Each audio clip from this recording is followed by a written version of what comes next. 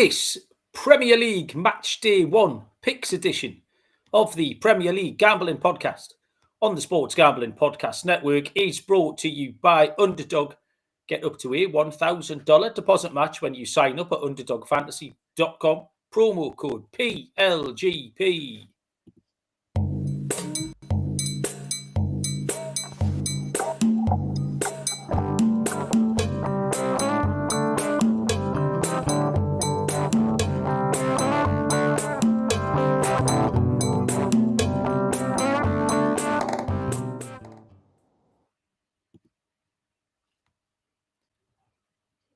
Welcome, everybody, to the Premier League Gambling Podcast on the Sports Gambling Podcast Network. My name is Malcolm Bamford, coming to you from Newcastle upon Tyne in the northeast of England.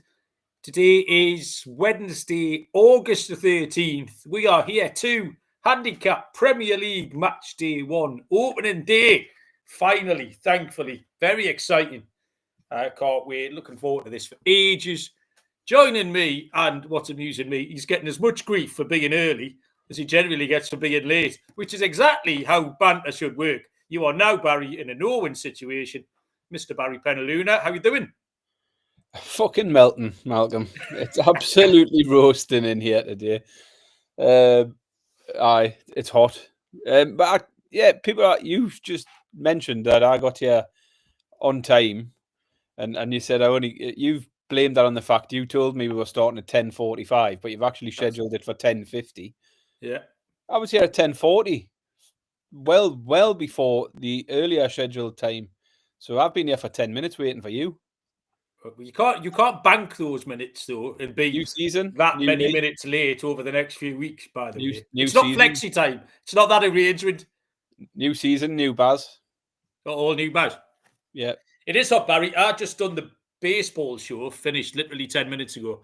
And I just told you, my ears are sweating like fuck. I've got my headphones on, and I've never had sweaty ears before. I can feel it running down my lug holes, down the back of my neck here. Proper sweaty ears. The chat is absolutely live and kicking here, Baz. People are hungry for the Premier League by the looks of it.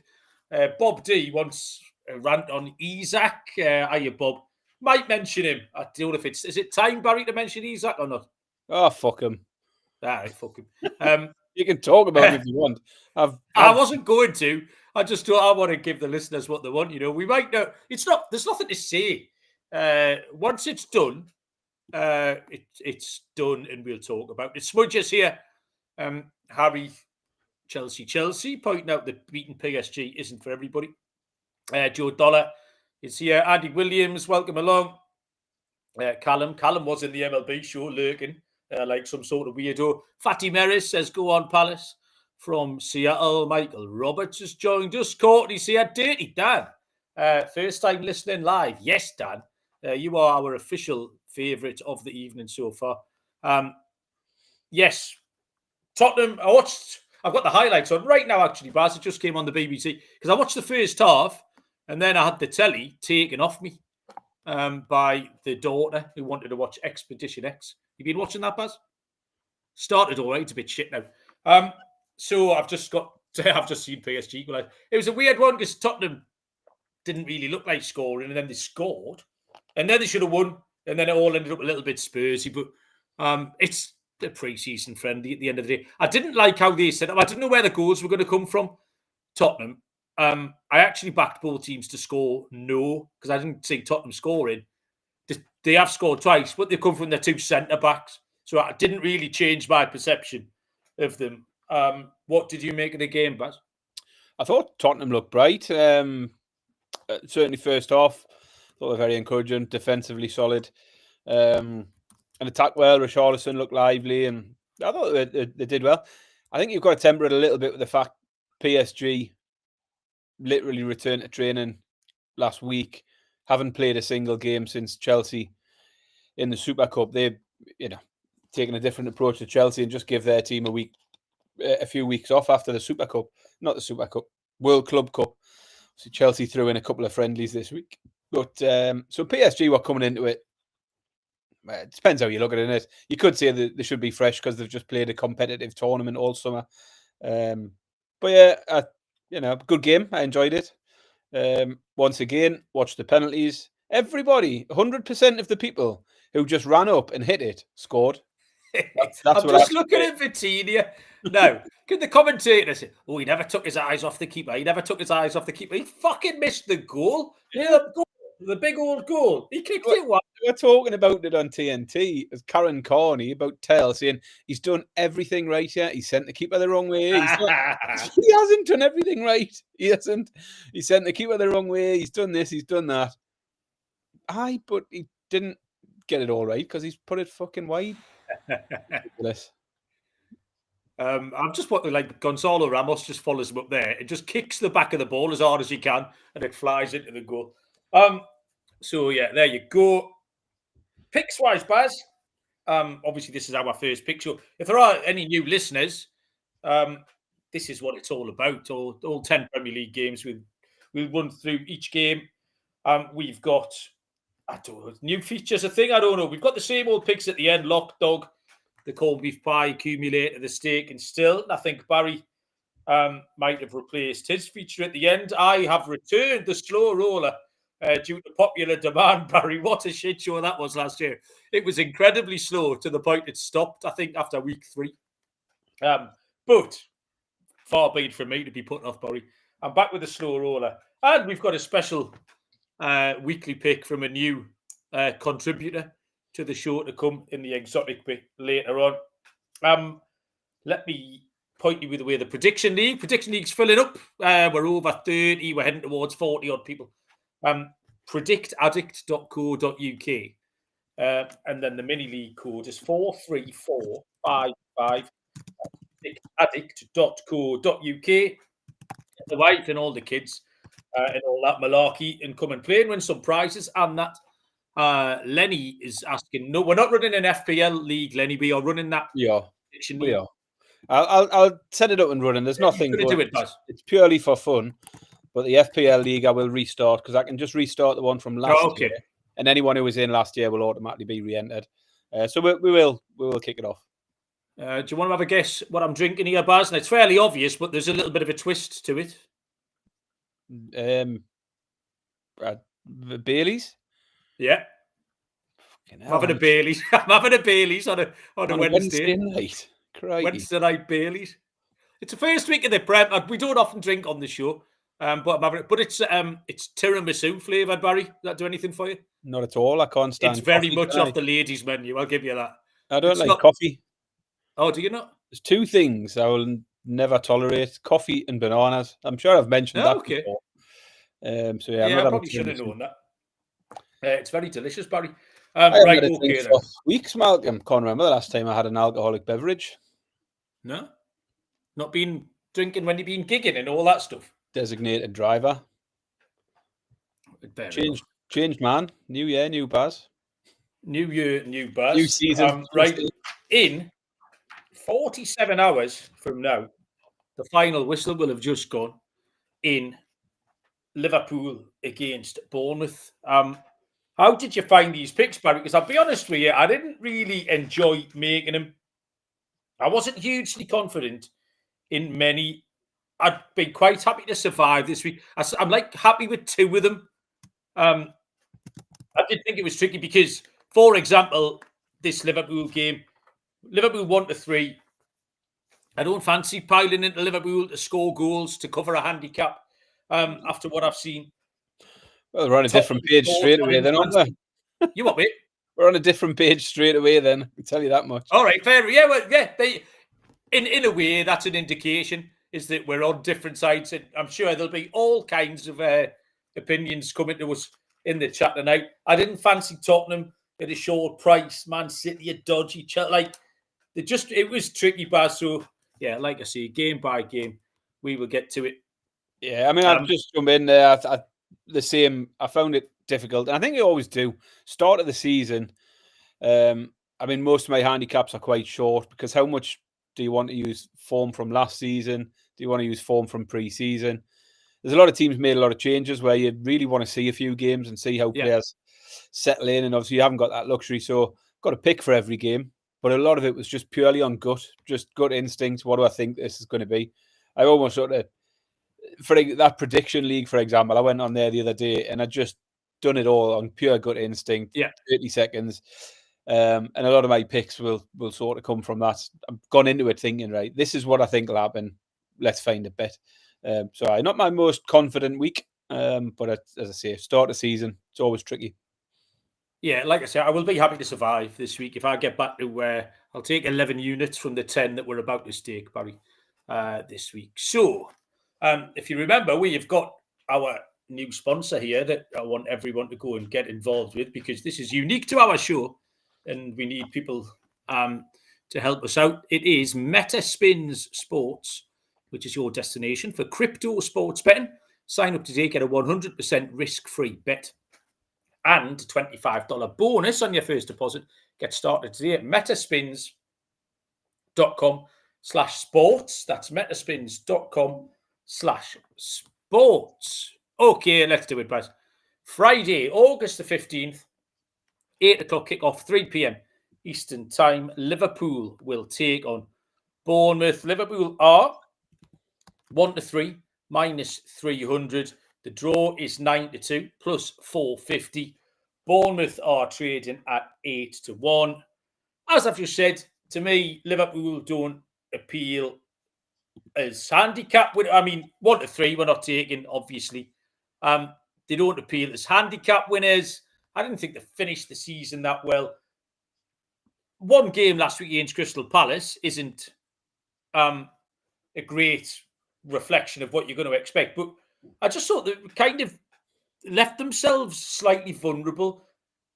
The things we mentioned on Sunday night when we talked about the Community Shield, which was the lack of depth, the vulnerability of the back, Van Dijk, a little question mark, Canati, a little question mark, that central midfield. So I don't fancy Liverpool piling in. They looked slightly disjointed. They're trying to bed in 4 or 5 new faces. You don't know if they're going to come and hit the ground immediately. Obviously, it took Ekitike 4 minutes, but we don't know. Come and tell me in November, he might have scored 15 goals. He might have scored 2. And whether Florian Wirtz is going to be, is going to live up to all the hype. Problem with Bournemouth, factoring them is that they've had their defence absolutely ripped out. And, I mean, with good reason. Dean Howson to Real Madrid, Kirkes to Liverpool, and Sabani to PSG. You can't really argue that Bournemouth have put together 3 players like that and they've gone on to 3 clubs like Madrid, PSG, and Liverpool. They have signed Diakate this week, centre-back. I'm guessing he'll be straight in. And they've kept their good forward players. Semenyo, Clivert, and Evan Nielsen.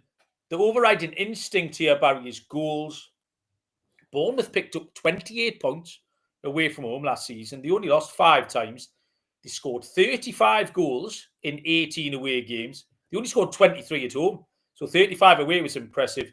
Playing on the break suits them as well. Those players I've just mentioned, Evan Nielsen, Semenyo, Clivert, etc. I think Bournemouth can run them close. So Bournemouth over 1.5 on the handicap. Bournemouth plus 1.5 on the handicap. Just over even money is a fair price. Both teams to score is a nice parlay piece, 3-4, -133. But I love the both teams to score over 2.5. But that the Bournemouth defence could be in for a torrid time here. But equally, I don't see why Liverpool should keep a clean sheet. It's not something they're particularly good at. BTTS and over 2.5 is 19-20, -105, Barry. Well, we can both still pick a winner out of this one, so that's all right. We're not completely at odds with each other. I mean, yeah, a tricky one because we're starting off with the shortest price favourite on the card, 2-7 Liverpool. I think the price is fair enough given the fact that Bournemouth are surely going to drop back a little bit from last season, having been raided by the big boys, as you've mentioned. The point you made, they've still got the attacking players. And we saw last week, Liverpool did have that vulnerability. And that's part of why I've ended up where I've went. I think the other reason I sort of fade Bournemouth. They started bright last season. They were one of the surprise packages for a large part of it. But they did fade away a little in the second half. They only won 3 of their last 13 games at the end of last season. And I think it's easy to sort of look back and think, oh, Bournemouth were really good last year. But actually, for large parts of it, they weren't very good towards the end. They did tail off a little bit and sort of revert back to where you'd expect them to be, and probably where you'll find them this season, lurking around the middle of the table. Liverpool had the number last year as well. They won 3-0 at Anfield. They won 2-0 on the road. I think Liverpool win it. But like you, I think Bournemouth, I sort of had a Bournemouth goal in my mind. So the handicap I wanted to get away from.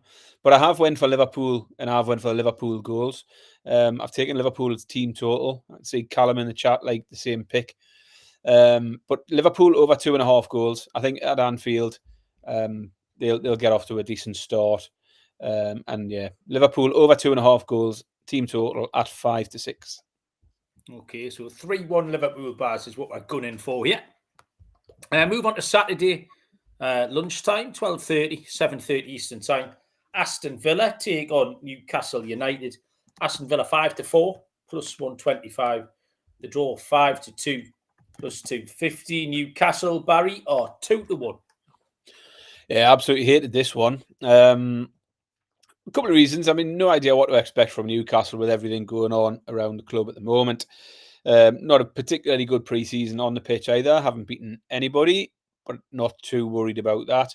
The other reason really is our record at Villa Park is terrible over a long period of time. We've only won once in our last 9 visits to Villa Park, and we've lost 5 of the last 6.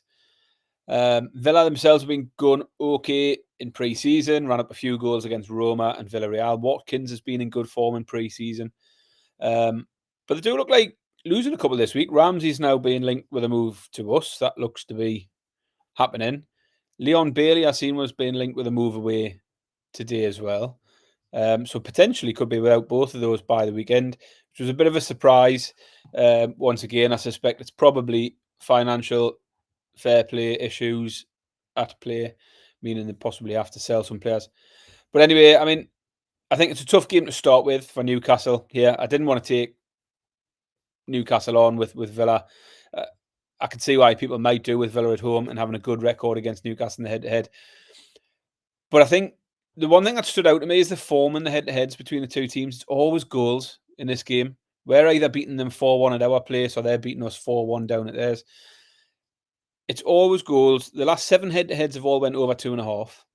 5 of the last 7 went over 3.5. And 4 of the last 5 also saw the both teams to score. So that's where I've gone. I've gone the both teams to score and the over 2.5 goals. Got to be goals in the Villa v Newcastle game. So yeah, both teams to score and over 2.5 goals at 5-6. Kind of the only reason I didn't pick that was because I've just picked it, and I didn't want to open the season with 2, because I always say that feels like a cheat of a bet when it's not. It's absolutely fine. I just didn't. This was horrible. You're right. It was a horrible game to pick because I didn't want either team. If either of these teams were playing somebody else, I would have been quite happy to take the somebody else. When they're playing each other, it's hard to fade them both. Like both finished on the same points last year. Obviously, the glaring difference will be up top where our centre forward won't be there. Not much to say on Villa. There's no news to speak of, really. The main news with Villa's been the last day or two, like you say, that they are going to end up selling. Having to sell, unfortunately, 1 or 2 players. We might be the beneficiaries. I like Jacob Ramsey. Fairly similar for Newcastle. Elanga should make his debut. Doubt Malik Chow will play. The recent history is awful. Villa come up here and get humped. We go down there and get humped. That's just how it works. Pretty much all Newcastle and Villa fans have to deal with it on a 6-month rota. Villa won 4 of the last 5 against Newcastle at Villa Park and covered the handicap in all 4. They've mangled us in all 4. It's hard to take a side here because I don't really know what to expect from Newcastle, but Villa in pre-season have been struggling. They've been struggling with the press against teams, and that's one thing Newcastle can do as well. Newcastle can score goals. They got the 2-2 with Espanyol, 2-2 with Arsenal, 1-1 with Tottenham. It was just too close to call, Baz. I didn't really enjoy this. It'll be way down my list. I've gone for the draw at 5-2.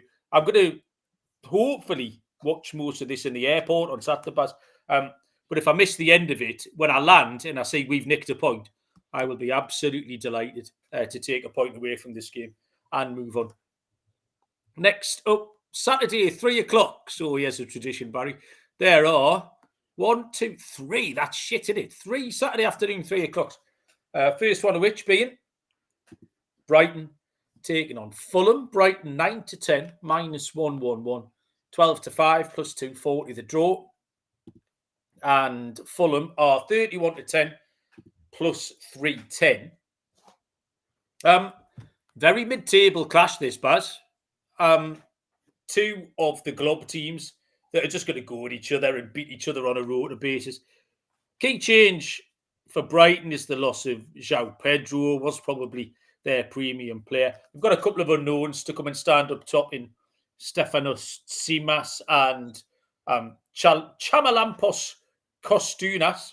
Yep. So they'll join Danny Welbeck up top. A little bit of noise surrounding Carlos Baleba to Manchester United. They've just got a ton of decent midfielders. This is what Brighton are good at. They've got a load of good players. Minte, Mitoma, Jorginho, Baleba, Hinchelwood. I think De Kuyper, whatever you want to call him at the back, will be okay. Fulham look entirely unchanged until today. I've seen noise about Rodrigo Muniz possibly leaving. Now, Brighton won 8 of their 19 home games last season, drew 7, lost 4. So the 9-10, -111 doesn't particularly appeal much. I was quite high on Fulham in the preview shows. I have backed them in the handicap market. I did that just this evening, as it happens. They won away from home at Nottingham Forest, at Crystal Palace, at Chelsea, at Newcastle, at Wolves, at Brentford. Fulham were good away from home. They won 8 away games, but 6 of them in that club, and then a couple, Forest, Newcastle, Chelsea, teams from above the club. At north of 2-1, they've got to be value. Callum wants Fulham on the handicap +1.5. I don't mind that. Harry's saying it's a draw. So not many people are diving straight into Brighton here, but I just think at the prices, Baz, that's an appealing price. I don't see anything between these two teams, and I'm getting one at north of 3-1. I'll take Fulham, Baz. We're on opposing sides this one. I thought it looks a decent matchup. As you say, two evenly matched teams around the middle of the table. Spent a bit of time looking at some of the teams' transfer activity for a lot of these games, and I was struck by how quiet Fulham have been in the market. You've just mentioned they've sold nobody, I don't think, of any note, and bought a backup keeper for $500,000. So it's very much as you were for Fulham. Not a lot's changed at all. I know you like Fulham to go okay this year. I just find them a little bit underwhelming. It's all very middle of the road, hard to predict from one week to the next. Finished last season with 7 defeats in the last 10. So again, didn't finish very strongly. That included a 2-1 defeat away to Brighton as well. Though Brighton finished the season much stronger last year, winning 4, drawing 1, so unbeaten in their last 5. A lot of changes at Brighton again, but this happens every year. João Pedro's gone, Adingra, Estepinian. But they go through it every year. They lose some of their big players, or they lose a few key players, and they just never seem to struggle to recover from it. They've been active in the market again. You've mentioned the players that have come in. I'm not going to try and pronounce them as well. But you can always bank on Brighton to stay competitive regardless of what changes go on in the summer in terms of the players. It was a hard one for me. I just thought Brighton are good enough. And I give them the home advantage was the reason I would take Brighton. You've sort of stacked up the reasons why home advantage for Brighton doesn't really mean a huge amount. If it was Fulham at home and the prices were the other way around, I'd probably have been tempted with Fulham. But a closely matched game, two teams who would both be around each other all season long. I'm just going to take the home side, 10-11. I'm on Brighton on the money line, 10-11 for me. It was purely the prices for me, but the name of the team next to it. Brighton 8 home wins, Fulham 8 away wins. One team's 3 times the price. You know what I mean? That was all it was. Right, we will move on. Let me tell you about... Hang on, I just have to scroll up here like a mother lover. I'm going to scroll up to... Come on, son. You can do it. MyBookie.ag is where I'm scrolling up to. Your place to bet on every sport, including the MLB, WNBA, golf, and football futures. Tons of locations and crypto accepted too. Head to mybookie.ag, promo code PLGP for a 100% deposit match up to $1,000. T's and C's apply at mybookie.ag, promo code PLGP. And Rhythm's Power Trends, which are now called Smart Signals, the best of what their house model has to offer. Smart Signals are updated daily and exclusive to Rhythm. No touts, no noise, just clean data-backed bets. Download the Rhythm app, check out Smart Signals and start betting today. Get your 7-day free trial. sportsgamblingpodcast.com/RITHMM. Saturday, 3 o'clock, we continue with Sunderland. Fucking Sunderland. Taking on West Ham United. Sunderland are 11-5 plus 220. The draw 9-4 plus 225. West Ham 5-4 Jollies plus 125. I forgot, until I started making these notes, I forgot these fuckers were back in the league, Barry. I've got no time for them. They've got no business being here. Handicap this for us, Baz. Yeah, I mean, they've thrown the kitchen sink at it. Like they've thrown plenty of money at it. They've spent Have they though? 130 million. Well, they're throwing money at it. It's not one big kitchen sink, though, is it? They've thrown several small kitchen utensils at it. They've thrown a fucking spatula and a tea strainer and a sieve. That's what they've thrown at it. They haven't thrown the kitchen sink at it. Thrown bollocks. One of those. They've thrown a 130 really million. old Nutri-Bullet at it that hasn't been out the cupboard for 3 years. Fucking divvies. They've thrown 130 million so far at it, which is a big spend for anyone coming up from the Championship and a big gamble, I think. We saw similar last season, I think, with Ipswich. Ipswich came up, spent a lot, made a ton of changes and never really clicked at all. So it remains to be seen whether Sunderland can make a better fight of it. I think it's a good opening fixture for them, potentially. West Ham probably don't strike much fear into anyone. I don't think. They've lost Kudus, brought in Tadibo at the back. Nothing there really that moves the needle for me on West Ham. I think they'll be very much where they have been for the last couple of seasons. But until I've seen anything from Sunderland, Sunderland are a team you want to watch for a few weeks before. I mean, I'll say before making an opinion. You've obviously got an opinion, but I'd want to watch them for a couple of weeks before I had any thoughts of backing them in a positive way. I can't be backing them here, and for that reason, I'm just going to take West Ham, not with any great confidence, but just because of the uncertainty around Sunderland and how they'll settle into the league, having not been here for a while, having made tons of changes. I think West Ham at plus money can get the job done. So I'll take West Ham to beat Sunderland at 6-5. Yeah, I've got the same pick, Baz, because I was never ever going to pick Sunderland. But also, I think in November, West Ham could have been 8-11. It's another one where I'd fancy really any other team except West Ham. West Ham is so middle of the road.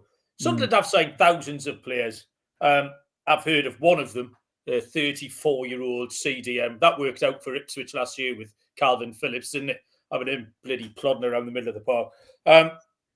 I've got no intention of picking them for several reasons. The problem is, I prefer really to pick any other Prem team to win other than West Ham. They've done no business to speak of. They're still just bumbling along. I'm hoping that they've got enough quality in a couple of their good players. Bowen, Paquetá. Hope Paquetá might be back to kind of his old OG form now. He's had the cloud of the investigation hanging over him. That's all cleared up. And I spoke quite highly of Fulkrug. I've factored Fulkrug in to some stuff. So if he's fit, he might be okay. So hopefully they can do a professional job on them.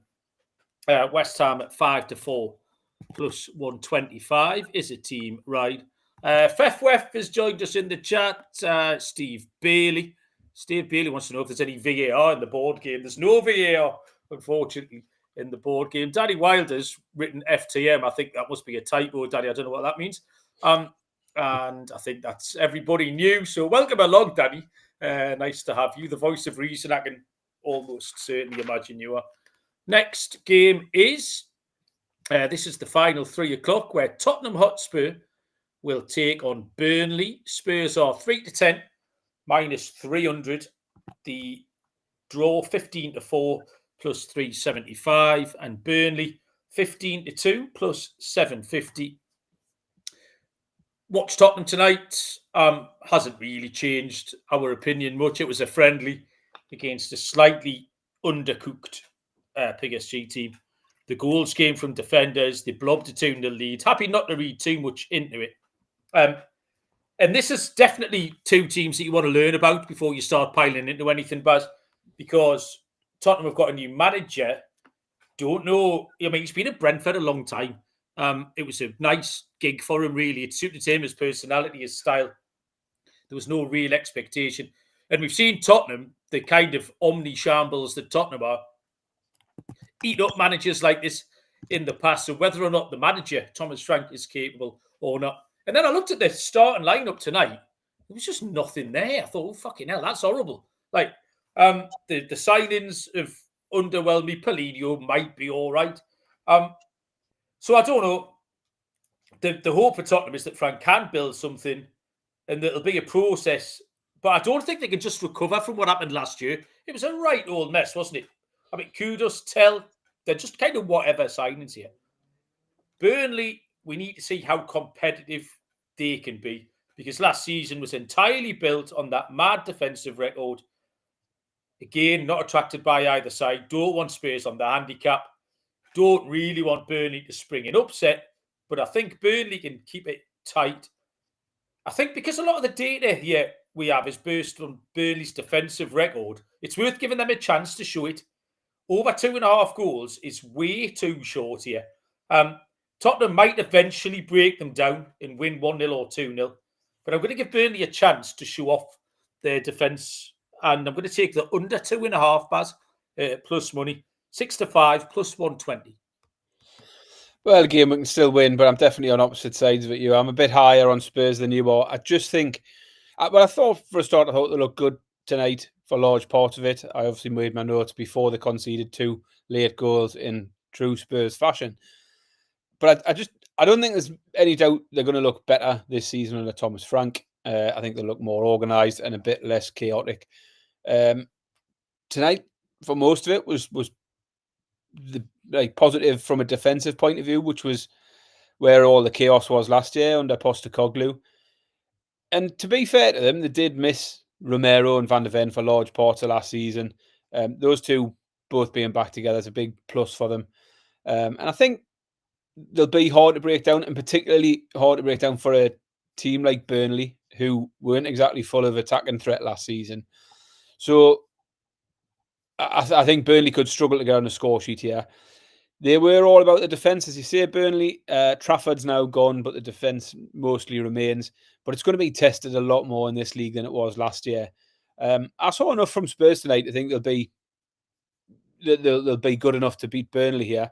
And I think Burnley are going to have a tough season ahead of them. I'm taking Spurs on the handicap, so we can get that 2-0 and both still cash this. But yeah, the pick for me is Spurs minus 1.5 at just a touch over evens.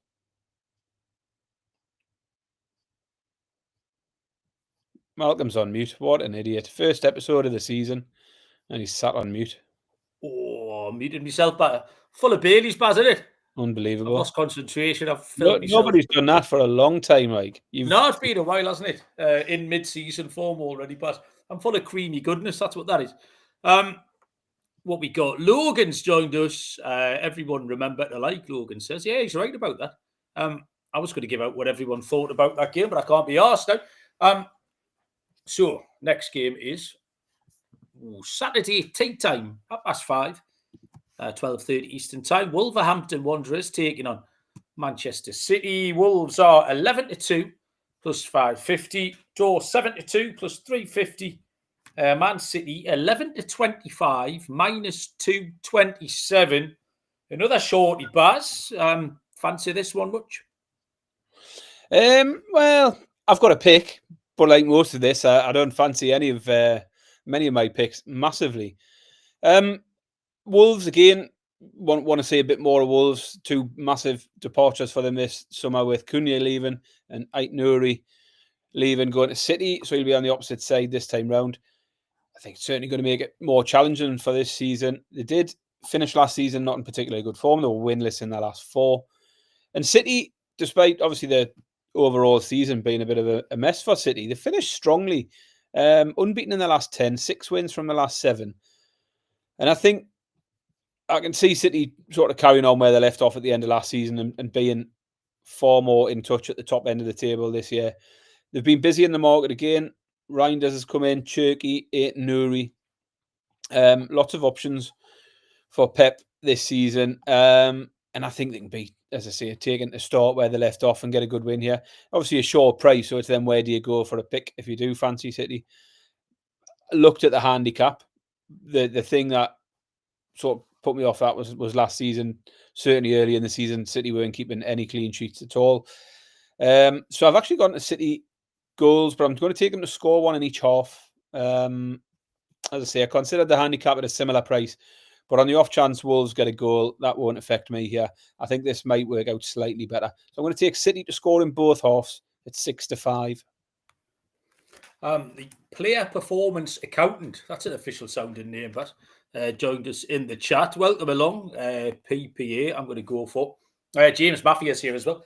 James, this was, actually, before I get into my pick, we done the show on Sunday night and I gave out Savinho for the assists. And then I saw all that bollocks linked him to Tottenham the day after, which was a little bit peculiar. So I wasn't thrilled about that. Yeah, this was actually one of my easiest players, Barry. I said at the top of the show there was maybe 2 or 3 that I liked, and this was one of them. Man City just don't look capable of keeping a clean sheet, was my reading of this. They certainly didn't over the summer in the Club World Cup.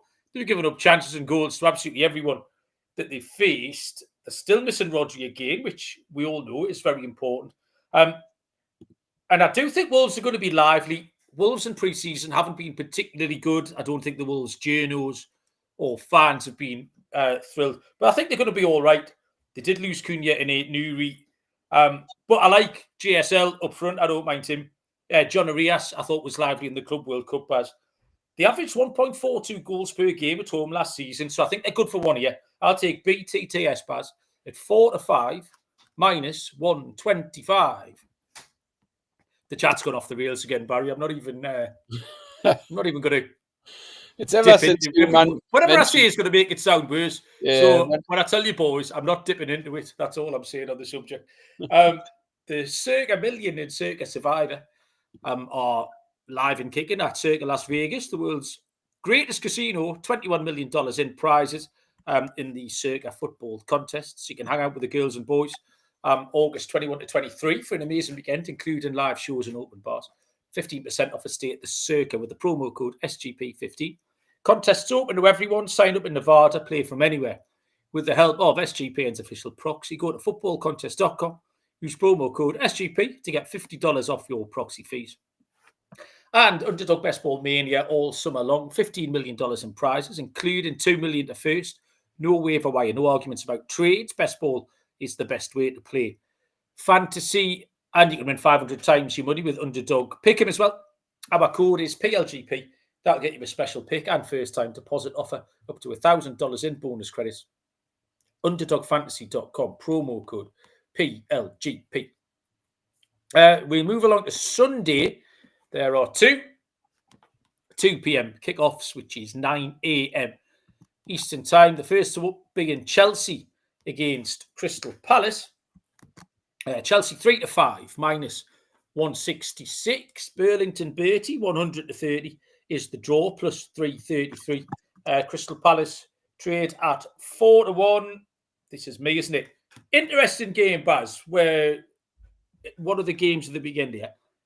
2 teams in form from what we've seen in a tiny sample. In that Chelsea were in form over the summer. They're the world champions, Baz, don't you know? And then Crystal Palace obviously looked quite good last week. We talked them up on Sunday. Issue with Palace is, we said at the time, they've kept the best players. There's still a lot of noise around Eze. I was talking to Simez this week and we were talking about, I think Eze might have a release clause which expires on a certain day. Gahey, Liverpool are fucking on with Gahey again. I don't know what they're doing. Buy him or don't buy him. Do you know what I mean? It's a story we've heard before. I don't know what they're playing at with Gahey. So that's where Palace' future lies, whether they're going to be really good or just okay. Lots of upside in this game, I think. Chelsea signed all the players again and had a very good summer. Both games last year were 1-1 draws. I don't one to get in front of Palace at the minute. I think they'll give absolutely anybody a game. I fancy Palace on double chance. They do tend to play Chelsea quite well. Like I say, 2 draws last year. Palace double chance, 13-10, plus 130. Yeah, I mean, the stuff around potential moves out for Palace is a bit all over the place. I said last week when I took them in our outrights, I took them in a few places for various things. I said the sort of noise around it had gone down a little bit, and then reports picked up again the next day saying Liverpool were in for Guehi and Eze was being linked again. And then by today, I'm looking and they're talking about Liverpool might not go for Guehi. They might hang around and wait and get him on a free next year. And then I was reading Chelsea, Arsenal haven't got or aren't prepared to offer what's required to get Eze, so he might end up staying as well. So who knows? But I think you can be pretty certain they'll be fairly full strength this weekend. Plenty of new talent added to the Chelsea squad. João Pedro's come in and done well. Gittins, Delap, Estevao, the other attacking options. And having finished 4th last season and then went well in the World Club Cup silliness, understandably, they're being tipped to go well again this season. We talked a while around the Club World Cup about how it might impact on them this season and whether it catches up on them early in the season, whether it might catch up on them later in the season. We saw PSG looking rusty for large parts of tonight, having only just returned to training, having had a break after the World Club Cup. So I think I'm tempted to take on Chelsea early in the season. I think it's a decent spot to do so, particularly given what we saw from Palace at the weekend against a full-strength Liverpool side. But also at the prices, I thought 4-1 for Palace looks tempting. I think they've got enough weapons there to cause issues for Chelsea, Mateta, Eze, Saw. So I thought about looking at various angles on Palace, but eventually I've came down in exactly the same spot as you. I'm going to take Palace on the double chance as well. So Palace double chance at 13-10 is my pick also. Team right there. Fefwef's giving us the Delap or Pedro over 1.5 fouls every time one starts. And with the player sub-offer, now we were talking about this, I think it was Simmers early in the season with Delap and Jackson, we were talking about yellow cards. And the same thing, one of them's going to be on, the other one's going to come on. So you're going to get 90 minutes out of one of them most weeks. As it happens now, Jackson's gone and replaced by Pedro. Doesn't change the handicap. Fefwef's given us fouls. We talked about yellow cards, but that's a great angle and we completely agree with you there. So that's a way into that one. Barry, it is kick-off time. It was left a flow and move from Phil Glassdown to Riesling that was shot on target from Pedro Jimenez. Barry, you've been all over me in the early stages. All over me. This is a shot on target. I'm going to play this bad boy, Barry. It's another fly. Look at the flying save on that belly up. Robin Bravo goes belly up. And that's going 5 forwards and then 4 diagonally left. 1, 2, 3, 4, 5. 1, 2, 3, 4. So the ball is just over the halfway line, Barry, in A2 in possession of Ahmed Sanchez. So if I'm looking at the goal, Malcolm, you what, mate? If I'm looking at the goal, am I to the right of it or to the left? Yeah, you are to the right of the goal. Right. A2? Fucking hell. How are we going to do this every week? Yeah. Oh, right, okay. Anyway, I'm going forward 8, left 3, forward 4. Fucking hell, that's another shot on target. Absolute lane siege here to my goal. Right, okay. Another shot on target. This has come down the right-hand side from who? Remy Loire involved Barry for the first time. And the outcome of that shot on target will be revealed on the next episode. It remains 0-0, Barry. Fucking lovely. Next game is, it's 2:00 on Sunday. Nottingham Forest taking on Brentford. Forest are a shade over even money. 21-20 is the answer, plus 105. 12-5 the draw, plus 240. Brentford 13-5, plus 260. Baz. This was possibly the easiest pick on the card for me. That doesn't mean it's going to be the easiest winner of the card, but it was one of the more straightforward picks. Before I looked at anything, I knew what I wanted here. Looked at the prices. Price was fine. Simple. Under 2.5 goals was what I wanted. Forest have been struggling hugely in attack in pre-season. They scored 1 goal in 7 games. They weren't exactly full of goals last year. Forest, it was all about the defence.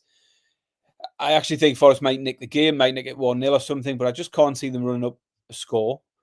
Brentford, of course, are missing their 2 attacking talents from last year, and Bournemouth's gone. Wissa's now training on his own, expecting a move. They're still trying to get in a signing. They're looking at Utara from Bournemouth. So I just can't see Brentford having as many goals in them. Keller has come in for Brentford, and again, good keeper, probably an upgrade on Flecken. Feeds into the low scoring angle as well. And the 2 head-to-heads between these 2 teams both finished 2-0 last year. So really simple one for me. Forest v Brentford, under 2.5 goals at 10-11. That pick is endorsed by the Backus family, Barry. They've gone under 2.5 goals. Loads of people really the same pick here. Forest to win to 0 from Smudger. Forest 1-0 or 0-0 from Harry. So everyone's handicapping it the same. This was the other pick that I really, really like, but I'm quite happy to bet Forest. I don't know where. I think they've been slightly disrespected, because not an awful lot's changed. They've lost Alanga, fair enough. Good player, but wasn't kind of the fulcrum. He didn't make everything tick for them. They've kept the players that were. They've kept the spine of the team, and that's the important bit. And they've added the geezer that you like, Igor Jesus. I'm happy to bet Forest, and I'm happy to fade Brentford. All the reasons you've just said. Tons of question marks. The manager's a big one, and the key players are big ones. Forest are a good price here, 21-20 plus 105. We will take Nottingham Forest. The penultimate game on the card is the Sunday afternoon game between Manchester United and Arsenal. Oh, I've got some line movement to report here, but Man United were fucking quite a big line movement here. Man United were 12-5 plus 240. They have drifted to 27-10 plus 270. So quite the move there. The draw remains at 5-2 plus 250. And it's Arsenal who've been nipped in here. 21-20 plus 105 in to 19-20 minus 105. So money for Arsenal in this situation. I don't really know. There's been nothing particular. That might just be genuine money moving that line rather than some team use or anything like that. This is a really interesting game. Man United could prove to be unbelievable value here at 27-10. We don't know it, but at tea time on Sunday, if Mbumo and Sesko and Cunha are all playing well, and the managers unlocked something over the summer, Man U could be great value. Man U fans will tell you that the back, the front three looks better. Whether Sesko in particular will hit the ground running is kind of key. The problem is, do they seem capable of winning football matches to you, Baz? Everything behind the front four, so those 3 new players and Bruno Fernandes, it's the same old shit. And I don't trust the manager either. He didn't do anything last year. I thought, oh yeah, I get it. I see what you're doing there, Ruben. I just thought, what are you up to if you lost the plot? So I don't trust him. Arsenal have added Gyökeres, still much stronger all over the pitch. They competed at a high level last year for large parts. Real Madrid, PSG, things like that. I've got Arsenal down here at 21-20 plus 105, although that price no longer exists. But my play, Barry, is going to be Arsenal.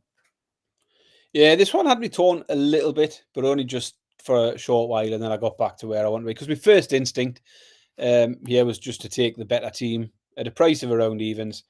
And that's Arsenal, obviously. The only thing that held me back just a little was Man United's record in recent seasons of pulling something out of the bag in these sort of games.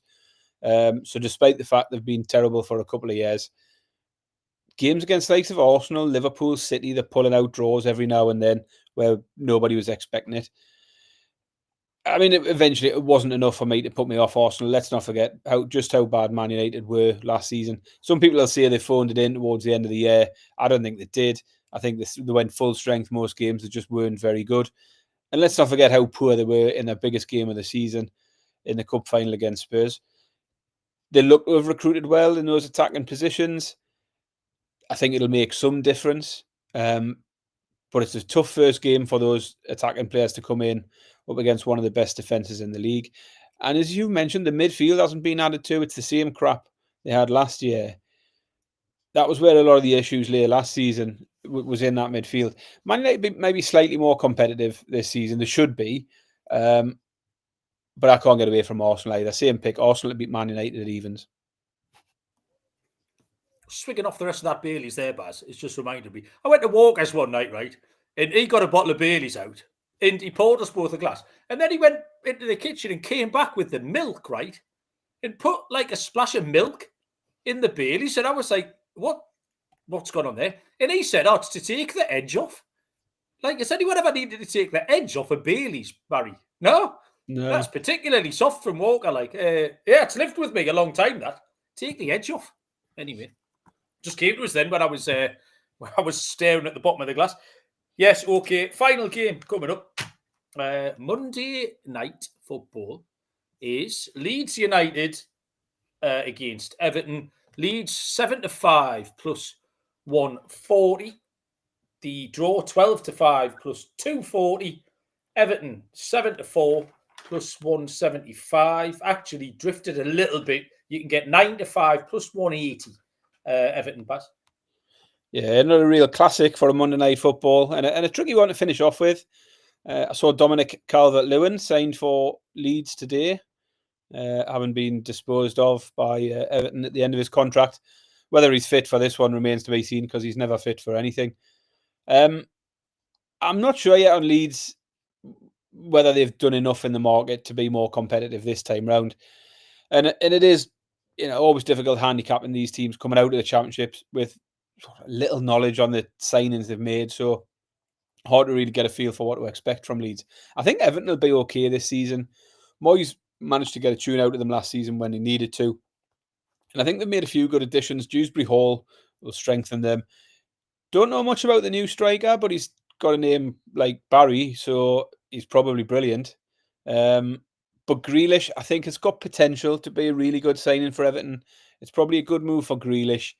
The sort of move he needs, being the main man and probably having that little bit of freedom, back to what he was like when he was at Villa. And if he can recapture some of that form, then he'll be a massive addition for them and a great move on a loan. I think I was torn between a couple of things. I do think this one could be another low-scoring, cagey affair, but the unders is a little bit short, 8-11 for this one. So don't mind the unders at all, sticking that near Rakas. But I had this quite a close match, and funnily enough, I went the opposite way earlier on when I took Brighton to beat Fulham. But I think it's a similar sort of game, and at this one, I've ended up going for Everton at the prices. I think the 9-5 Everton against Leeds coming out of the Championship. There's not much between these two sides, but Everton have got more pedigree and more chance. I think at 9-5 at the prices, I'll take Everton to win at 9-5. Yeah, I thought this was a WTF, Baz. I thought this was a wrong team favourite. We've got Everton, who proved very capable of winning Premier League football matches in all various circumstances. They don't mind spoiling a party, as they proved at St James's Park last game of last season. So going to Leeds, will not faze them even a little bit. Bit of an ugly game, really. Don't know what to expect from Leeds. The last 2 years, evidence of championship teams coming up has been all negative. I think Leeds have probably still got a little bit more business to do. They do have some money, I believe, somewhere. Dominic Calvert-Lewin doesn't move the needle for me, particularly. They are going to struggle for goals. Everton finished with 3 wins in a row. Actually made their finishing position a bit more respectable than the rest of the season suggested it would be. They won't be intimidated by this. The unders was my immediate short. Everyone in the chat wants the unders or under 1.5. Everton to win with the unders. Everton to win to 0, that sort of thing. But I just played Everton, Baz. Same as you. Everton 9-5 plus 180. I don't think a newly promoted team should be favourite against any established Premier League team. Everton will just go and mangle this. And that, I made these notes before Grealish signed. Hopefully they can unlock him. I like him. He's taking the number 18 because Gascoigne and Rooney wore that before him at Everton. So yeah, I'll take Everton at 9-5 plus 180. Barry, beautifully done. I didn't think we'd get through it. as quick tonight because I thought there'd be a whole load of chit-chat, but we've managed in 55 minutes, which means the exotic stuff, Baz. We stick in lock dog, corned beef pie, steak, and Stilton anytime goal scorer. Do you want to lead us off with whatever bits and bobs you've got? Yeah, so can you hear a noise? I'm going to need more. What kind of noise? Well, I can hear a car alarm. Now, obviously, the obvious thing is it could be outside my house, but it sounds like it's coming from my computer. Don't know. No Anyway, car alarms here, Baz. Must be out. Not in bucolic Kenton. There's very little crime around here, Barry. Well, when I'm in the house, there is, because I'm a one-man crime wave, as you know. So now nothing going on. Anyway, let's get on with the picks. Yeah, I'll start with my lock. I'm going to take the Liverpool. I think Liverpool goals. I like Liverpool team total over 2.5. It's going to be my lock. My underdog's going to be Everton to beat Leeds, as we've just mentioned. And my scorer, I'm going to go for Jared Bowen for West Ham, 7-4 anytime, 6-1 first and last. So there, my lock, dog, and scorer. I'll let you chuck out yours, and then we'll move on to the Ackers. Same games, Barry, for our lock and dog. Slightly different one pick. My lock's going to be both teams to score and over 2.5 in Bournemouth, Liverpool at a shade of odds on. And I've taken Everton as my dog at that price. I considered Fulham, but I just like Everton a little bit more. I'll crack on. My corned beef pie accumulator is absolutely fucking horrible. I hate it. It's a 5-fold over 1.5 goals in the games at Liverpool, Chelsea, Villa, Wolves, and Manchester United. And it pays 7-5 plus 140. No one's betting that. Even I'm not betting that. I don't know why I've said it. Steak and Stilton, though, Baz, I absolutely adore this. 3 aways, and you've mentioned all of these. No, you haven't. You've mentioned 2 of them. 3 aways, Crystal Palace, who you liked, Fulham, who I liked, and Everton, who we both liked. 55-1, Baz, for a little away day treble there. Anytime goal scorer, Ollie Watkins. Every time I look at the telly, he scores against us. 9-2 plus 450 first and last. 6-5 anytime, Baz. Yeah, my corned beef pie, I kept it simple. Top 3 from last year, all to win. Liverpool, Arsenal, and City, all to win at 11-4. Steak and Stilton Acker. I've looked at 3 games that I think are tightly matched. That'll be low scoring, and I've taken the draw on each of them. And some of these go against my main picks, but it's a long shot for a reason. So Sunderland, West Ham, Forest, Brentford, Leeds, Everton, all got potential draws in them. 33-1. Maybe take the doubles as well. So when Everton beat Leeds, you can still cash a bet. But Sunderland, West Ham, Forest, Brentford, Leeds, Everton, all to draw 33-1. And the last thing I've got is a cards treble. I've gone for Ugarte. I've gone for 3 players who love a card. Ugarte for Man United, Joe Linton for Newcastle, and Lukic at Fulham. 21-1 for those 3, all to pick up a yellow card this weekend. Yeah, cards treble is in place of your ladder, Barry. Is this correct? It is at this point. I'm undecided on what becomes the regular end of show pick for me. I'll still be throwing ladders out, but this week I preferred the cards than the ladders. So there we are. Okay, well, the great nation of America were clamouring for the return of the slow roller, Barry. So it's back out. I've been to the shed and I've got the roller out. I had to get back on fucking. I tried to get it on Live Score and Virgin Bet again, the shit websites of choice for the slow roller, and the prices were dog shit. It was 1-10 with 365. It was 1-20. So I deposited the money and everything, and then I had to withdraw it all just to fucking put it on Bet365. It's over 1.5 goals in Liverpool v Bournemouth, Barry. £20 wins 22-22. So it's about 1-12 or something like that. But not 1-20. So those websites are so bad. So over 1.5 goals. And then finally, Barry, we thought we'd add a new feature in. And as you know, we've been great exponents of AI here, Barry. You talked it up a lot. I slagged you off. I spend more time talking to AI now than I do just about anybody else. So I had a chat with the AI today, and I thought we could do a weekly AI pick. So the first thing I did was I asked it for its pick. So I've got its pick. But then I asked the AI, I said, would you like a name? Like, if you could give yourself a name for the segment, what name would you give yourself? And it came up with a few boring ones. So the first one, it said the algorithm, which was a bit shit. And then it came out with the neural what was it? The neural nerd or something. So I interrupted it. I said, no, incorporate a real person's name. I want a real person's name in this nickname. So what it's given us, Barry, is we can call it Data Dave, Insight Ivy, which is shit, Mick the Metrics, or Sophie Stats. Do you have a preference on any of them? Not really. No, okay. So Data Dave is the answer. Data Dave, Barry, our AI new friend, is gone for Brighton on the money line. So we can track this. We're going to track Data Dave all season long. He did write out a 2-paragraph reason why, but he fancies Brighton on the money line in direct conflict with my Fulham pick. But Brighton 9 to 10 minus 111 for Data Dave. Barry, you got anything else? The only thing, it's been busy in here tonight. Hopefully we'll get a lot of people listening over the weekend, being first Premier League weekend. Make sure you're hitting the thumbs up on YouTube. Make sure you're dropping those 5-star reviews and all that sort of thing. And spread the word. If we put any tweets out over the weekend, do us a favour, like them, share them, comment on them, all of that sort of thing. So yeah, all of that. Otherwise, I've got nothing, Malcolm. I'm going Hull tomorrow for a concert. I'm going Manchester Friday for a concert. I've booked a trip to Vienna for a concert this week. Vienna? Yeah, we're going to Vienna. Ultravox. We're going to Vienna and Budapest to go and see the K's. Okay, now, Barry.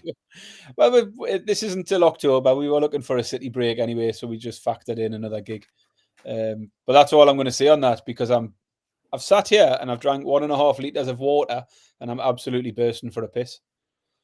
Well, let's say my locals are absolutely sweating buckets. The chat is alive with my U-turn on AI. Barry, listen, people, I'm as modern as tomorrow. Do you know what I mean? If I feel like something's come into my life, I'm quite happy to embrace it. Nothing ever changed by staying the same. So as much as I said something once, Barry, do you know what I mean? I'm fluid. It's a movable feast. So Data Dave is now officially on the podcast. He's getting 30% of your fee, actually, Barry, for your general laziness. Right, thank you very much, Baz.